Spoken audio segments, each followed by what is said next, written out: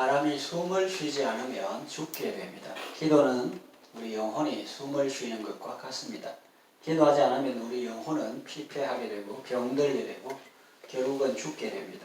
이처럼 기도가 중요하건만 기도의 맛을 제대로 알고 실제로 기도하는 사람은 그렇게 많지 않은 것 같습니다. 왜 기도하지 않을까요? 기도할 줄 몰라서 그럴 수 있습니다. 그렇다면 제자들처럼 주님께 구해야겠죠. 우리에게 기도를 가르쳐 주소서. 주님께 물으면 주님께서 가르쳐 주실 겁니다.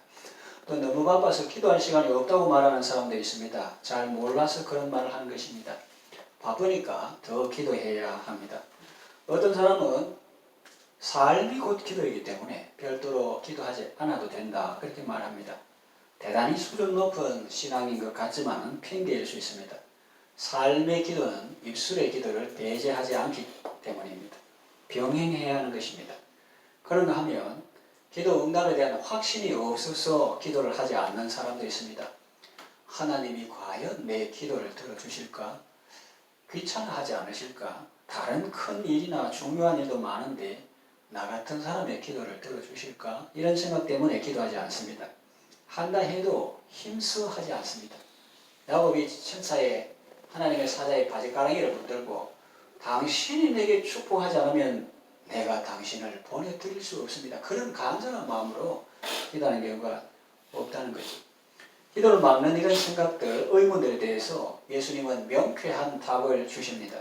우리의 기도에 반드시 응답하신다고 말씀하십니다. 그저 서술형으로 말씀하시지 않고 오늘 본문에 보니까 반문하는 형식으로 세 가지를 말씀하심으로써 우리에게 더 강한 확신을 주십니다. 그 세 가지는 무엇입니까? 첫째로 인간 친구도 너의 청을 들어주는데 하나님께서 너의 청을 외면하시겠느냐 하는 것입니다. 반드시 들어주신다는 말씀입니다. 여기 친구는 요즘 말하는 절친이라고 생각하시면 되겠습니다. 어떤 사람은 나는 친구가 많다 그렇게 말하는데 그 사람은 친구의 의미를 잘 모르고 말하는 것 같습니다. 친구는 그저 단순히 알거나 교제하는 정도가 아니라 그 중에서도 더욱 친밀함을 느끼고 함께 할 수 있는 사람을 가리켜 말하죠. 내가 그 친구에게 가서 말합니다. 내 친구가 여행 중에 내게 왔는데 우리 집에는 먹을 것이 아무것도 없어. 그럽니다. 과거 팔레스타인에는 낮 시간이 무덥기 때문에 상대적으로 시원한 밤에 여행하는 사람들이 많았다고 합니다. 그래서 밤에 친구가 찾아온 것이 그렇게 이상한 일은 아니라고 볼 수 있습니다. 요즘 표현으로 바꿔 말하면 이럴 것입니다. 갑자기 친구가 왔는데 먹일 만한 것이 내겐 하나도 없어. 혹시 라면이라도 있으면 좀 빌려줘. 아니면 수중에 돈이 없어서 그러는데 편의점에 가서 뭐라도 좀 사 먹기게 돈 좀 빌려줘. 월급 받으면 갚을게. 이런 표현으로 바꿔볼 수 있습니다. 시간은 자정입니다. 그러면 그 친구의 반응이 어떨까요? 나를 괴롭게 하지 말라. 현관문이 이미 닫혔고 나는 잠옷 차림이니 못 나가겠다. 그럴까요? 했는데 그런 사람은 없습니다. 만약 그렇게 말한다면 그 사람은 친구가 아니죠. 친구라면 줍니다. 다 주는데 혹 속으로 이렇게 생각할 사람은 있다는 거죠. 지금은 내가 네 친구라서 주기보다는 네가 나를 믿고 강하게 대시하기 때문에 대담하기 때문에 준다. 무슨 말입니까? 이러나 저러나 결국은 준다는 말이죠. 예수님이 말씀하십니다. 인간 친구도 너의 청을 들어주는데 하물며 하나님께서 너의 청을 외면하시겠느냐? 풀어보면 이렇습니다. 하나님이 너의 절친보다 못하시겠니? 인간 친구들은 아무리 절친이라도 주기는 주는데 그 마음속에 약간의 귀찮음이 있을 수 있고 주는데 한계도 있을 수 있어. 그러나 하나님 아버지는 너의 요청에 언제나 귀를 기울이시며 무엇이든지 우리에게 주기를 원하시며 우리가 구하는 것은 무엇이든지 또 다 주실 수 있어. 그 집은 크고 그 창고에 쌓인 물건은 많으며 그 집 사람들은 다 상냥하고 친절해. 그러니 걱정하지 말고 마음껏 구해라는 말씀입니다. 두 번째, 악한 아버지도 자식에게 좋은 것을 주는데 하물며 선하신 하나님 아버지께서 좋은 것을 안 주시겠느냐? 이렇게 반문하는데 반드시 주신다는 말씀을 강하게 그렇게 표현하신 것입니다. 악한 아버지를 선하신 하나님과 비교하십니다. 만일 우리가 그렇게 비교한다면 그것은 무례하고 외람된 일이겠죠. 그러나 예수님께서 그렇게 비교하시니 우리는 황송합니다. 예수님은 우리에게 확신을 주시기 위해서 이런 비교도 서슴지 않으십니다. 너희가 악할지라도 자녀에게 좋은 걸 준다 이렇게 말씀하죠. 너희가 악할지라도. 보통 아버지는 자녀에게 좋은 것을 줍니다. 신문을 보면 아주 악한 사람은 자기 자녀에게도 해를 입히지만 그것은 그 사람이 악한 영에 강하게 사로잡혀서 그렇다고 보시면 됩니다. 대부분의 부모들은 자녀들에게 할 수만 있으면 좋은 것을 주려 하고 잘 해주려고 합니다. 우리는 악한 사람들입니다. 여기서 악하다는 것은 선하신 하나님과 대비되는 개념으로 봅니다. 무슨 특별히 악한 것을 했다기보다도 선하신 하나님과 대비되어서 너희가 악한 자라도 자식에게 좋은 걸 줄 줄 알거든. 악한 부모일지라도 자녀에게만큼은 좋은 것을 주려고 합니다. 수년 전의 일입니다. 사관학교에 가입교한 아들이 왜 가입교육하는가 하면은 그 봄 되기 전에 겨울에 5주간의 기초군사훈련, 기훈이라고 하는 걸 통과해야 정입교, 즉 입학식이 되거든요. 그 중간에 힘들어서 가는 사람이 많습니다. 그래서 그 가입교한 아들이 5주간의 기초군사훈련을 마치고 정입교식 한다고 학교에서 연락이 왔습니다. 정입교식은 일반 학교 입학식과 같은 것입니다. 기초군사훈련 과정을 잘 마쳤으니 이제 정식으로 입교한다는 의미였습니다. 그 입교식 참관하러 가는데 아들이 먹고 싶다는 거 다 준비해서 갑니다.